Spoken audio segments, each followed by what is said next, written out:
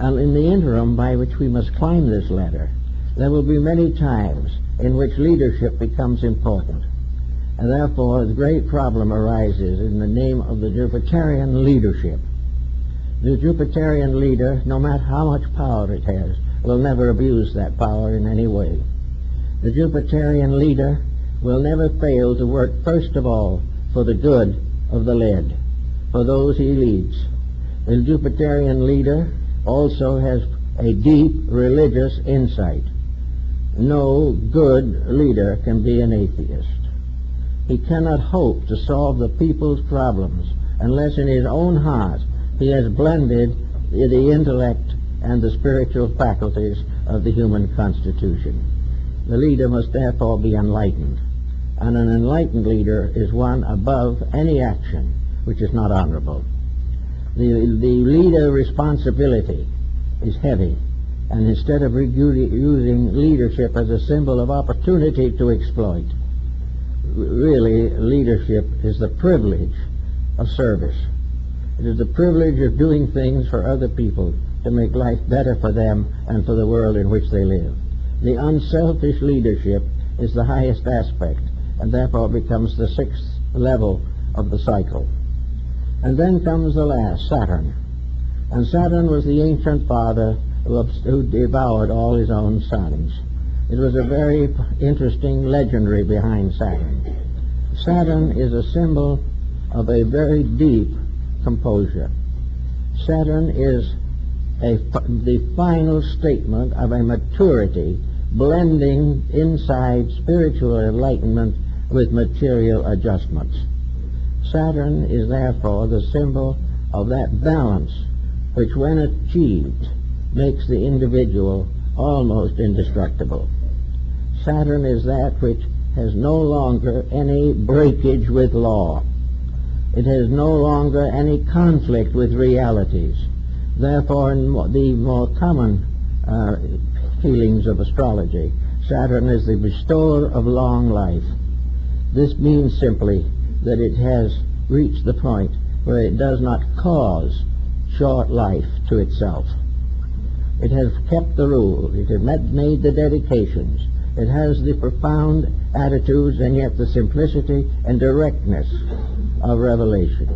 So Saturn represents the truly wise person, the philosophic elect, the sage, the person who has lived the life and has now become the teacher of others. It is the religious symbol of leadership. It is the power to become the good shepherd and carry forward the labors of sharing wisdom. It is from the Saturn level that the great leaders of peoples should be chosen. Leaders who would be incapable of leading a people into war. A leader that would be incapable of permitting discord and dissension of an unreasonable nature from arising within his empire. So that the one who would be the greatest among us must be the servant of all, and that is the position of Saturn. All greatness is service. All elevation is for the service of those who must obey the laws of leadership. So there can be no mistake, no fallacies, no corruptions possible in this pattern of things. Now, if the individual has followed this line through, he then comes, as the Egyptian mystery showed, and the Eleusinian and the Bacchic and Osirian mysteries, he comes into the presence of the Great One. In this sense, in Egypt, we follow very closely the story in the Apocalypse of John, where we come to the great figure walking among the candlesticks, carrying the stars. This is a symbol of that which is above these limitations. This is a release in which the individual, having step by step overcome the impediments which he has placed upon himself or has permitted to society to place upon him through wrong education and wrong laws, that the individual comes into the presence of Osiris in Egypt and comes into the presence of the Lord with the stars and the candlesticks. And in every religion there is some, whether it is Shang-Ti in China or whether it is Mahavarakana in Buddhist Japan, all of these symbols represent coming face to face with the truth, coming face to face with the thing that is as it is. I am that I am. And this tremendous experience was represented in the mysteries by the psychostatia, or the weighing of the soul. Here it was that, having passed all tests and obligations, having fulfilled the discipleships of the mystery rites, having learned all that was possible to be taught by illumined and initiated teachers, the individual comes straight into the presence of that which is his own destiny. Now, if this occurs and the individual reaches the highest degree of initiation, physically, he becomes an arhat, or a lohan, or an adept in the terminology of different religions. He then becomes one who knows.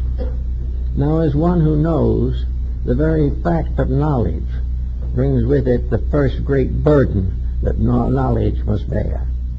But now that he knows, he must give and share knowledge. He must go forth in the name of knowledge and in the name of service to become a depending force in the development of other people. He must become a part of the hierarchy, or of the order of leadership, which is behind the administration of universal law on the physical plane. Because the laws themselves are not physical.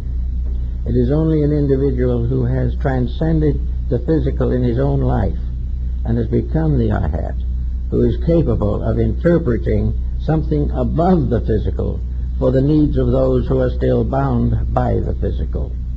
Again, it is a problem of proper instruction, and the adept, having received that instruction, is capable of sharing it. So little by little, the journey upward brings the creation to the adoration of the creating power. It stands in the presence of the infinite, and in this path, standing forth in its eternity, the creation, from the smallest to the greatest part, from the smallest gnat in the sunbeam to the vastest of all universal systems. All these things are parts of the unfoldment of one tremendous principle. And this principle is the gradual unfoldment of the infinite through the finite, and the gradual victory of the infinite over the finite, and the final union again of the finite and the infinite in an eternal bond of identity. All of this makes a very interesting and illuminating series of discoveries, which we have to make as we can, little by little. But the Buddha said on one occasion that the longest journey begins with a single step. And this is more or less the problem that we face. We are all of us on this journey, whether we know it or not. And we are going to be unhappy on the journey until we learn that it's the journey that can make us happy. But we have to make the first step. We have to make a dedication. We have to indicate by bringing a burnt offering to the altar of the Lord, as described in the tabernacle rites. We must bring a gift to the altar as a proof of sincerity. And the only gift that anyone can really give is himself. We have to therefore sacrifice the self-rulership in order to come under the heading of divine rulership. Now, self-rulership for most people is rulership by the ego, by the personal self, by the individuality, by one of the lesser powers of life. But when we lift this rulership from the personal equation, and we no longer say, I want this and I will do that, and we gradually find out the truth of these things, we then realize that this leadership is always vested finally in the pious part of our own natures. Now, as the various elements of the pattern of the 7 steps have unfolded in ourselves, we finally shift the leadership of our lives from the mind, from the ego, to the divine principle abiding always within ourselves. For just as surely as a supreme power fashions all things, so the spark of that supreme power has fashioned us, and is finally the ruler of our lives. Therefore, the initiate ascending always finds in the end communion with the innermost, communion with that which is the divine within himself or herself, the rulership of that which was the source and cause, and the only answer to all the questions of life.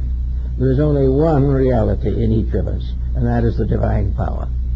And each in his own way must pay homage to that power, and each out of his own struggles, his own labors, and his own works must build the temple which is to be the dwelling place of that one power. So each individual is building his own sanctuary through purification, through discipline, through service, and through all those things which make life real. Now, in our present day, looking around, doesn't look very much like this is getting along very well. There's nothing but problems, nothing but sorrows, nothing but difficulties. But I think we all notice, that in the last few years, these difficulties are beginning to create legitimate questions. They are the first step in the realization that these difficulties can never cease until we cure them. We have been waiting for something else to cure them. We have been waiting for the angels to come down and take away our misfortunes. We have tried to escape through everything from cursing to praying, but the problems still remain. And they will remain until we recognize the real answer. We are worried about nuclear fission.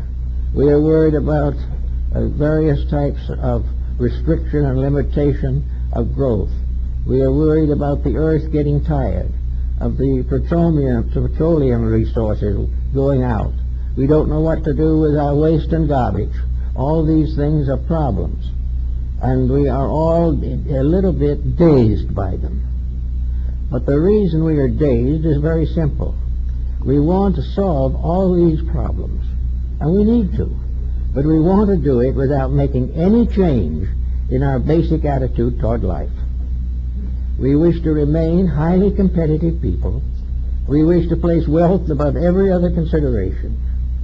We want to honor those who dishonor us. We want to do everything that we always have done without interference of law or order. We want to be happy, but we do not want to change. And yet our attitudes and our conducts are why we are unhappy. Now, there's supposed to be some kind of a scientific discovery coming along that will solve all this. I remember when there was great talk about the automobile that was going to solve and end forever cruelty to horses. Well, it didn't exactly work out as it was intended. But we are always in the presence of some kind of a repair.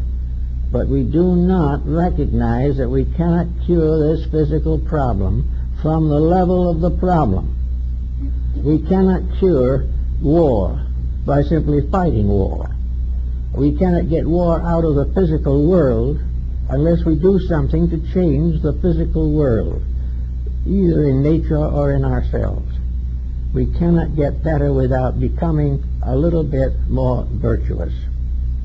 So in this problem and struggle, we have to face that this mysterious circular diagram with the 7 circles represents not only the cycle of growth, but it represents the level of problems that have to be overcome one by one. But there can be no problem overcome unless the cause of it is outgrown. And it is outgrown not by ages of suffering, but by proper intelligent education. We have to be taught the laws of life. We have to be taught the ways of living. And we should start with young people. Our ancestors, with a simple faith in God, and with children who obeyed, in principle at least, the simple ways of their ancestors, the problem was not very serious. But now it is becoming a proof that infirmities build up, corruptions multiply, and we have come to a time where we have simply gone too far in the